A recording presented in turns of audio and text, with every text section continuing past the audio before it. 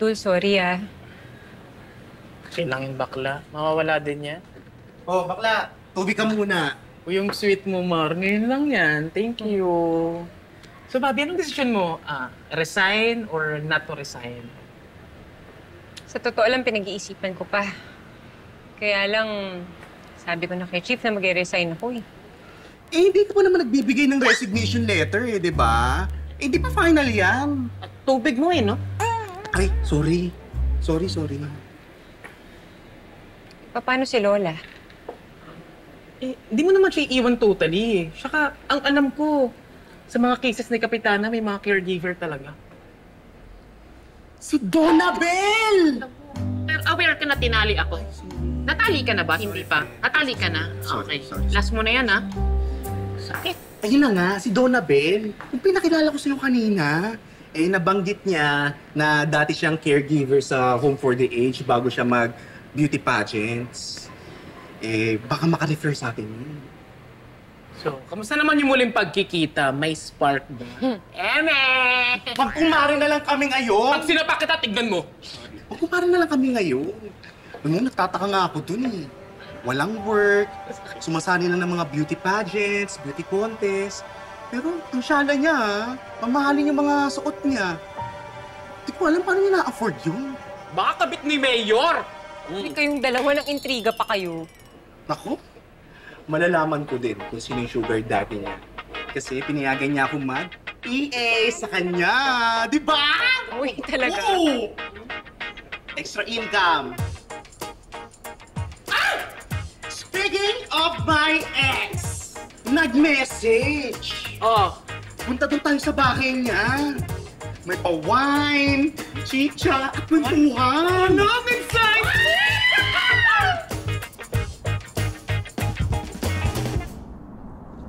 Malapit na ma-discharge si Chief. Sigurado ako papasok agad yun sa presinto. Torres, De Jesus, hindi porket nawala si Chief, titigil ang mundo natin, ha? Anong balita doon sa mga kaso ninyo? Noble?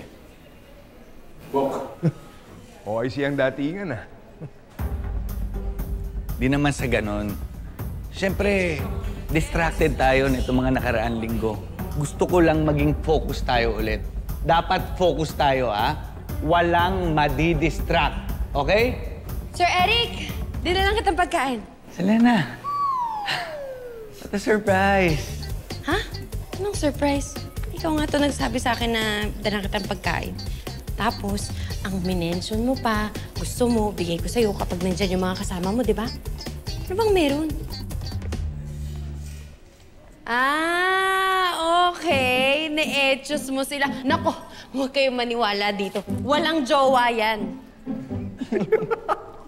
Ikaw naman, Selena.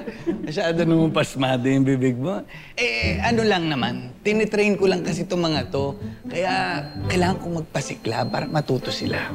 Eh, hindi mo naman kasi kailangan magsinungaling para magpasiklab. Dami-daming pwedeng magustuhan sa'yo.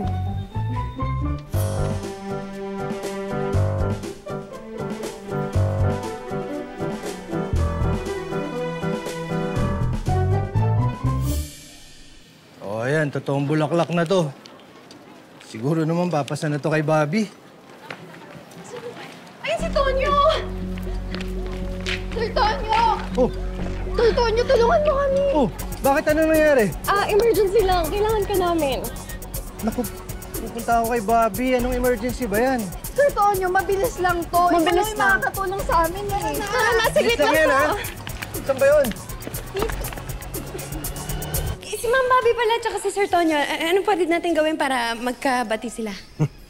Uy, change topic. Bok, ayun dalawa, hopeless na yun. Sobra ka naman. Hindi pa nga nagiging sila. Hopeless ka na agad. Hindi naman sa ganun. Ang ibig ko lang naman sabihin, huwag na natin pakialaman yung love life nila. Sila lang yung makakaayos ng sarili nilang love life. Ganun. Sir Eric, sa amin, pwede pakialaman love life namin, ha? Di ba, pre? Oo. Ay, Ma'am Selena, nasan yung kaibigan mo nga pala? Pwede ba namin sila ma-date? Oo, single yung mga yun. Kaso, 100% sure ako, hindi nila kayo type. Sige na, alis na ako. Ayun lang. Ikaw sa susunod, sabihin mo sa akin kung gusto mo magpasiklab. Kayang-kaya ko naman yung kuwari, magkakabungguan tayo, tapos dadaba ako, tapos unti-unti akong tatayo, tapos magtititigan tayo para slow mo. Sayang, parang pelikula sana yun. Sir, parang bagay kayo ni Selena.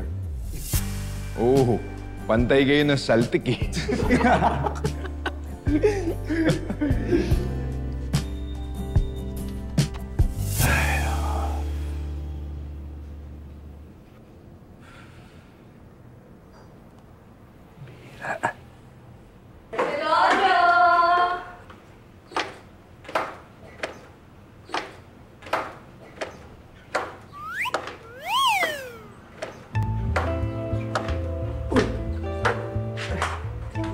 Ba't ganyan ang mga suot ninyo? Baka mamaya may makakakita sa inyo, ha?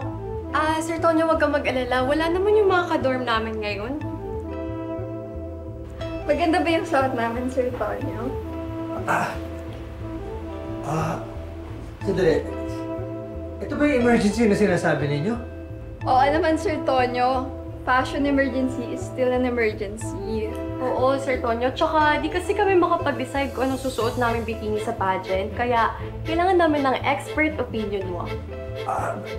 Ako, pasensya na kayo. Hindi kasi ako expert sa mga ganyan eh. Sus, ang humble mo talaga, Sir Tonyo. Gusto mo ba yung outfit namin? Hindi ba masagwa? Kasi parang hindi ko siya trip. Di kaya mukhang mataba dito, Sir Tonyo. Okay naman to, di ba? Yeah. Napapangitan yata si Sir Tonyo sa suot natin. Ayaw niya lang sabihin. Hayaan mo, Sir Tonyo, magpapalit ulit kami. Tara! Umupo ka muna dyan, Sir Tonyo, ha? Huwag kang susunod sa kwarto. Sa kwarto? Oo, huwag kang tatayo, ha? Diyan ka lang, ha? Tara, sis.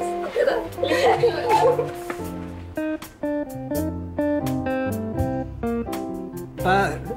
Pakibilisan nyo lang ha kasi may lakad pa ako.